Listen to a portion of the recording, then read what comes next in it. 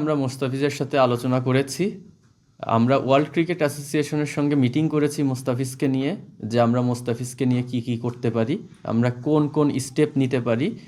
World cricket association থেকে আমাদেরকে confirm করেছিল যদি মোস্তাফিজ চাই ওকে লিগ্যাল অ্যাডভাইজার দিয়ে, তাদের সারা ওয়ার্ল্ডেই লিগ্যাল অ্যাডভাইজার আছে, তাদেরকে দিয়ে তারা বিসিসিআইয়ের সঙ্গে যোগাযোগ করে তার তাকে তো পুরাটা অ্যারেঞ্জ করে দিতে পারবে না, যতটুকু সম্ভব ক্ষতিপূরণ তারা ব্যবস্থা করে দিবে।